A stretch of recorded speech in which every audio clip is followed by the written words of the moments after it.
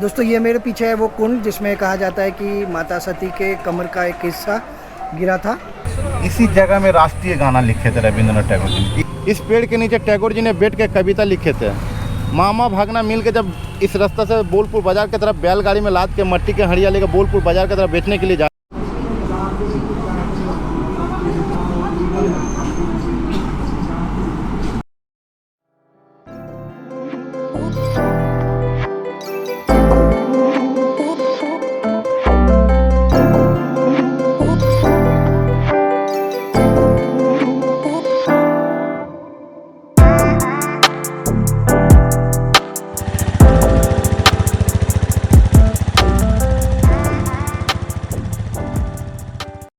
Good morning friends, welcome to my new vlog.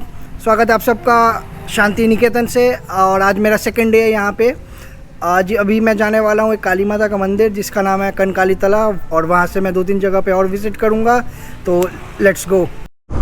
ये जो माँ काली का मंदिर है, इसकी जो कहानी है, इसकी स्थापना ऐसे हुई थी कि जब शिव शंकर भगवान सती माता के पार्थिव शरीर को लेकर जब जा रहे थे तो उनके जो टुकड़े हुए थे शरीर के, तो उनमें से एक हड्डी, उनकी जो हड्डी बोला जाता है, वो इस जगह पे गिरी थी। तो जिसके बाद यहाँ पे वो मंदिर की स्थापना हुई।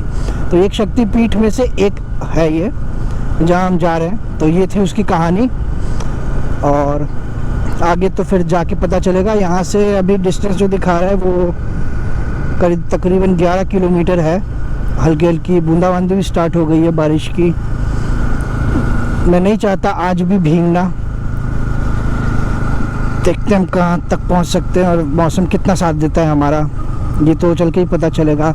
और आपने जो शर्ट देखा होगा मेरा, वही शर्ट है जो मैंने कल वो हाट से, शनिवार हाट से परचेज़ किया था। उसी को मैं पहना हूँ आज।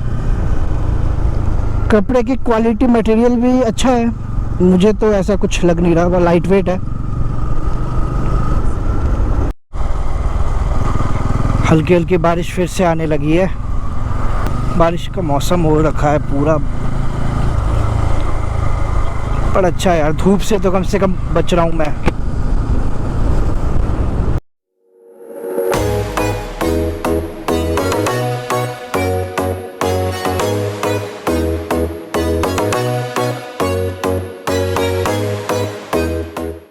मैं पहुंच गया हूं मंदिर में। ये मेरे पीछे जो है ये मंदिर है पूरा, और ये सारी शॉप्स है प्रसाद वगैरह परचेज़ करने के लिए। यहाँ पे ये सारी शॉप्स है लाइन से। सिंदूर धूप मोम प्रसाद দিয়ে আপনার 101 টাকার মধ্যে আছে। কত? 101 টাকা কোনটা?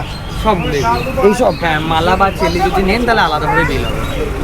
মালা আর এইটার আলাদা? চেলিগুলো, হ্যাঁ। अच्छा, আপনি নিতেও পারেন, না নিতেও পারেন। মানে অনেকজন শুধু পুজো দেয়। ये जो टोकरियाँ हैं यहाँ पे, उसका दाम है 101। और अगर आप ये लेते हैं तो अलग से प्राइसिंग एक साथ इसमें ऐड हो जाएगी वो। जी बताइए।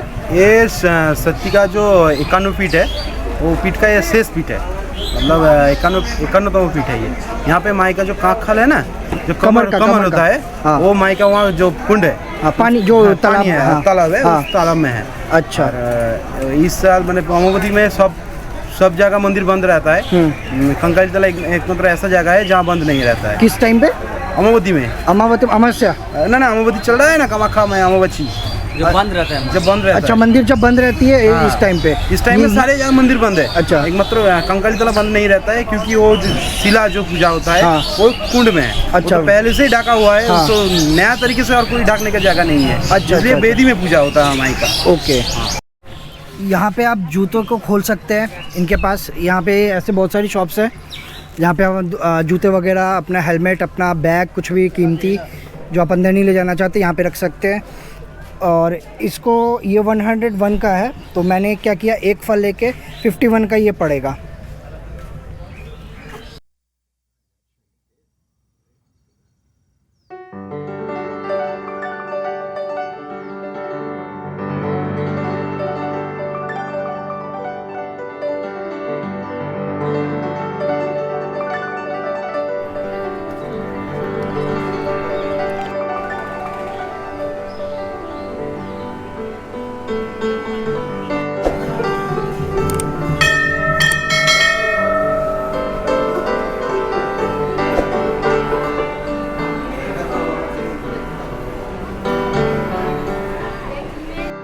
दोस्तों ये मेरे पीछे है वो कुंड जिसमें कहा जाता है कि माता सती के कमर का एक हिस्सा गिरा था।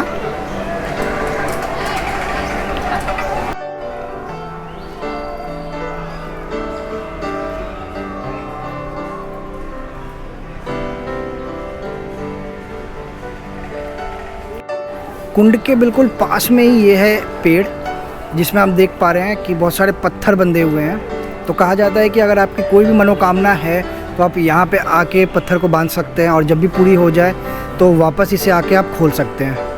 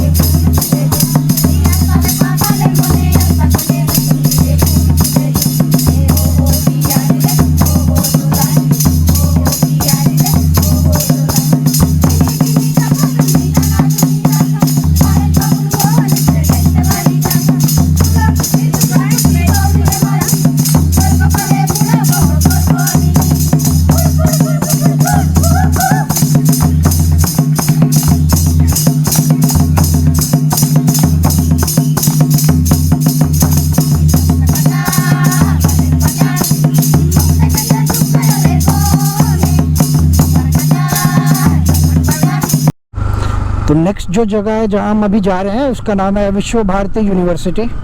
नाम से आपको पता लग रहा है कि एक यूनिवर्सिटी है जिसको फाउंड किया गया था रविंद्रनाथ टैगोर जी के द्वारा।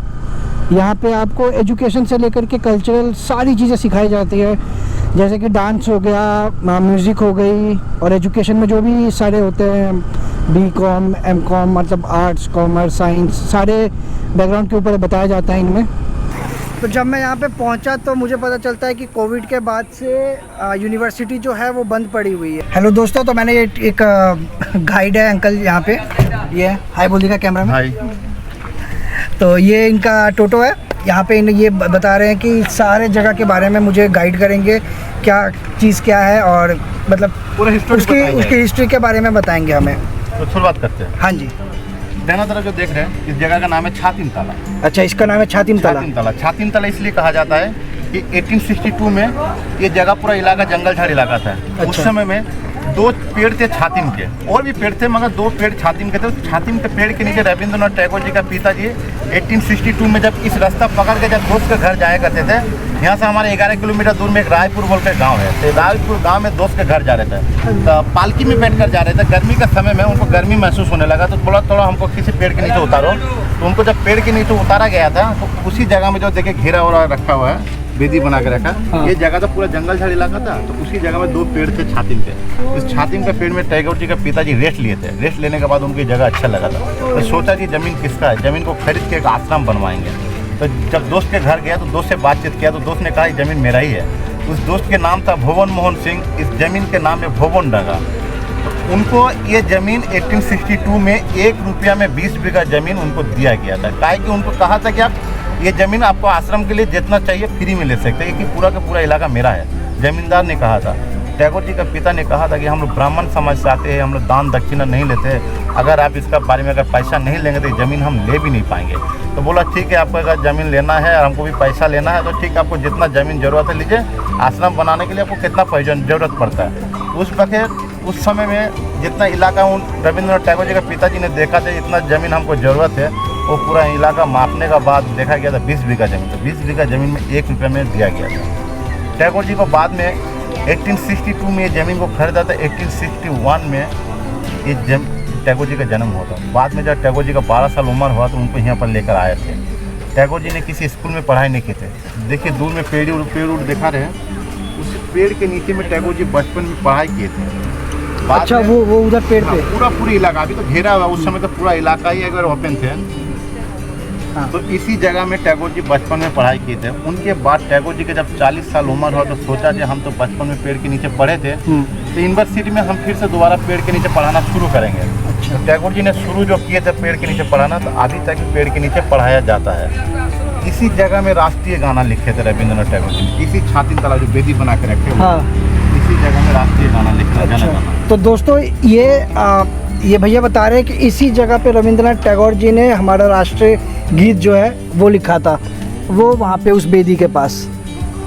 यही है छात्र साल, इसी जगह से शांति निकेतन शुरुआत हुई थी और यहीं से शांति निकेतन इलाके की शुरुआत हुई थी। आप लोग जो शांति निकेतन घूमने के लिए आए हैं, इस जगह में किसी जगह का नाम शांति निकेतन थे नहीं। अच्छा। ये ज़मीन जब 1862 में खरीदा गया था, ये ज़मीन जब 1862 में खरीदा गया था, उसी समय में 1863 में मकान बनाया था रविंद्रनाथ टैगोर जी का पिताजी महर्षि देवेंद्रनाथ टैगोर। इसी मकान के नाम है शांति निकेतन। अच्छा। शांति निकेतन किसी जगह का नाम थे नहीं। अच्छा। किसी का नाम शांति निकेतन। छोटा रविंद्रनाथ टैगोर जब उनके पिताजी के संग आते थे, इसी मकान में ठहरते थे। अच्छा अच्छा इस मकान का 3 रूप है, मंदिर, मस्जिद, गिरजा। अच्छा। दहना तरफ से देखेंगे तो मस्जिद का तरह दिखा रहा है, सीधा सीधे गिरजा का तरह दिखा रहा है, बाकी पीछे का तरह मंदिर का तरह दिखाते हैं। अच्छा। का मकान बनाया हुआ है। टैगोर जी का परिवार से ब्राह्मण समाज से आते थे, उन लोग मूर्ति विश्वास नहीं करते थे, तो मूर्ति विश्वास नहीं करने के कारण से मकान को बनाए थे बेल्जियम ग्लास इटालियन टाली से। इस मकान में हर बुधवार को रोज सुबह हर किसी को घुसने देता है, मगर इन लोग का एक शर्त है, शर्त के मुताबिक घुसने देता। शर्त क्या है कि इस मकान में उपासना के टाइम हर कोई जाने के लिए सफ़ेद कपड़ा होना चाहिए, तभी जाने देगा, ना तो नहीं जाने देगा। उनके बाद टैगोर जी का मृत्यु दिन, जन्मदिन इसी मकान में पालित किया जाता है। अच्छा। इसी जगह से रविंद्रनाथ टैगोर का जन्मदिन पालन किया जाता है। ठीक है, तो देख लीजिए, पहली बात जो मिट्टी का मकान है, एक वीडियो चलाओ, मिट्टी का मकान है, ये मिट्टी का मकान का बीचों बीच तार के पेड़ है। इस तार के पेड़ के बारे में, मकान के बारे में रविंद्रनाथ टैगोर जी का किताब है, कविता लिखा हुआ है, सहज पाठ किताब में कविता है, बांग्ला में समझा रहे हैं। इस मकान के बारे में कविता है, ताल गाछ एक पाए दाঁড়িয়ে सब গাছ ছাড়িয়ে উকি মারে আকাশে যে কবিতাটা, সেটা এই বাড়িটাকে ভিত্তি করে লিখেছিলেন রবীন্দ্রনাথ ঠাকুর। এই বাড়িটি হচ্ছে যিনি বানিয়েছিলেন তার নাম হচ্ছে नंदलाल बोस जी। इस मकान में जो रहते थे तेजस चंद्र राय थे, यूनिवर्सिटी का अंको टीचर थे। इसी मकान में सहज पाठ किताब में इस मकान के बारे में कविता मिलेगा, ताल गाछ एक पाए दाঁড়িয়ে।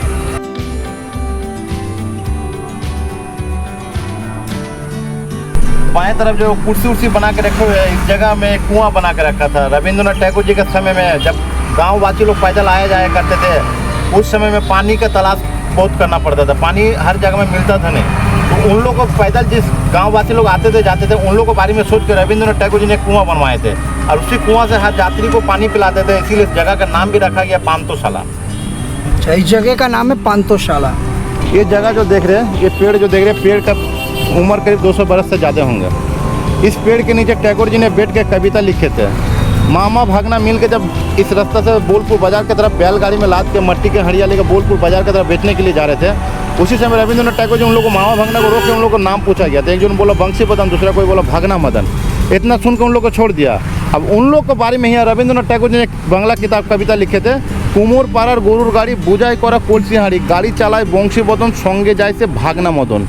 इतना कविता लिखे थे। हम आपको शॉर्टकट में बांग्ला में समझाया गया कि हिंदी में हमको भी तकलीफ होगा।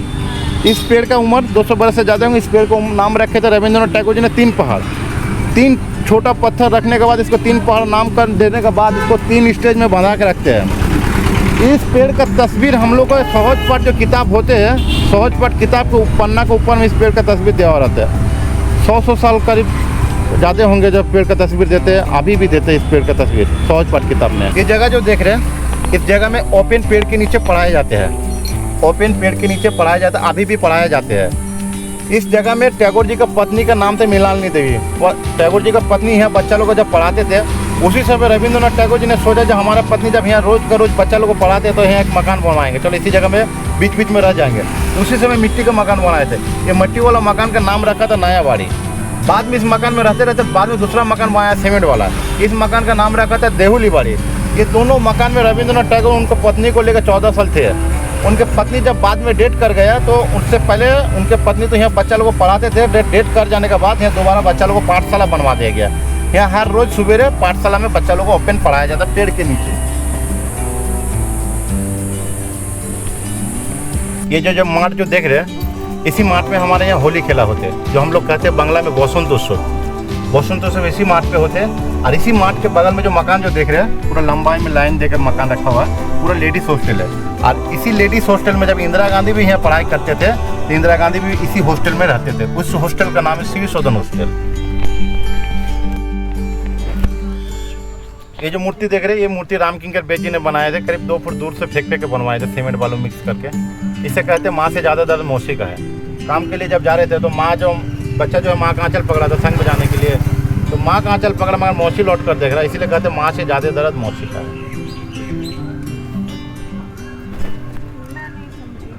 ये गाइड है यहाँ के। ये अपना नाम बता दीजिएगा क्या? मेरा नाम नूर है। इनका नाम नूर है और बहुत ही रीज़नेबल रेट में ये आपको अंदर के 24 है ना? 24 हाँ 24 है। 24 चीज़ें हैं जो आपको अंदर में ये दिखा देंगे। और मैं अगर मेरे कुछ देखने वाले आते हैं तो क्या उनको कुछ डिस्काउंट मिल जाएगा? जरूर मिल जाएगा जी ठीक है, मिल जाएगा। सबसे बड़ा डिस्काउंट मिलेगा तो उनको तो खूब बढ़िया से दिखाया जाएगा। जी ठीक है, बहुत अच्छा लगा आपसे मिल करके। ठीक है, इनका जो नंबर है हम और बता देते हैं। मैं डिस्क्रिप्शन बॉक्स में डाल दूंगा नंबर। ये रहा विश्व भारती यूनिवर्सिटी का पूरा टूर, जो कि नूर भैया की मदद से बहुत ही अच्छे से हो गया। मुझे बहुत सारी इन्फॉर्मेटिव जानकारी मिली, कुछ मैंने आपके साथ भी शेयर किया है।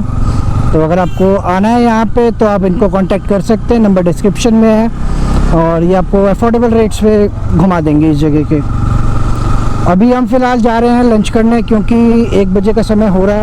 तो मैं आ गया हूँ रामश्याम रेस्टोरेंट अपना लंच करने के लिए। मैंने एक बंगाली ऑथेंटिक थाली ऑर्डर किया है, जिसमें है दाल, राइस, सब्जियां हैं, सैलेड है, पापड़ है एंड चिकन है। मैंने नॉनवेज थाली ऑर्डर किया था।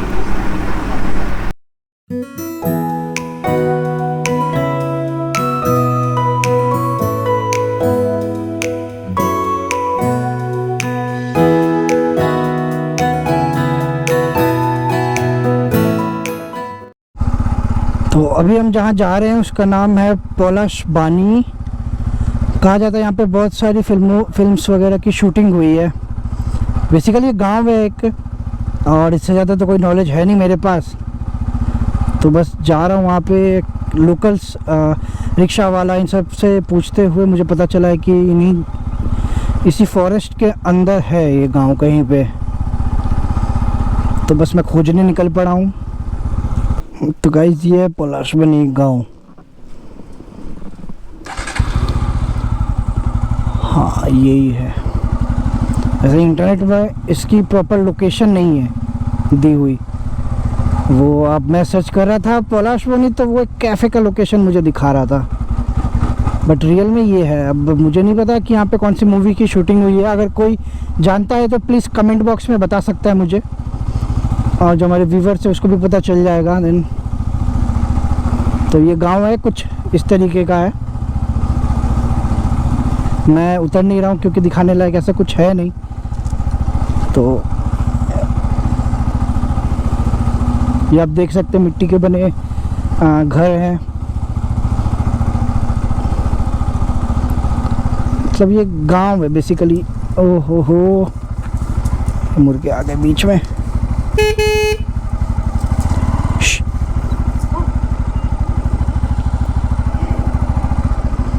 चलो हट जाओ चूजे। चलिए ख़त्म हो गया लगता है। बस यही था पलाश बानी गांव जी। पलाश बानी तो कौन বইয়ে শুটিং হয়েছিল? হ্যাঁ सीरियल হয়েছিল। मैंने एक लोकल भैया मिल गए थे वहाँ पे, उनसे मैंने पूछा कि यहाँ पे क्या चीज़ के लिए फेमस है ये विलेज, यहाँ पे क्या मूवी या किसी चीज़ की शूटिंग हुई है। तो वो बोलते हैं कि हुआ है, 1-2 सीरियल्स की शूटिंग हुई थी, ऐसे उन्होंने बताया। बंगाली की हुई थी। और मूवी के बारे में तो मुझे पता नहीं चला अभी तक कि किस मूवी की हुई थी या क्या हुआ था, क्यों इतना फेमस है। नथिंग। ठीक है, एक बार देख लिया मैंने भी। अब तो वापस जा रहा हूँ मैं अपने रिजॉर्ट की तरफ, क्योंकि जो भी यहाँ पे देखने की जगह थी वो हो चुकी है पूरी। अब ऐसी कोई जगह है नहीं जो मैं घूमूँ और दिखाऊँ, इसलिए मैं वापस जा रहा हूँ मैं। गाइस तो मैंने ऑलमोस्ट एवरीथिंग कवर कर लिया यहाँ शांति निकेतन का, और ऑफिशियली हमारा सेकंड डे भी यहाँ पे जो है वो एंड होता है। अब मैं उम्मीद करता हूँ कि आपको ये सीरीज़ बहुत ही ज़्यादा अच्छा लगा होगा, और अगर आप मेरी बात से सहमत हैं तो इस वीडियो को लाइक करें, ज़्यादा से ज़्यादा शेयर करें, और मेरे चैनल को सब्सक्राइब करके रखें आने वाले और भी एडवेंचरस ट्रिप्स के लिए। और तब तक के लिए सी यू गाइस।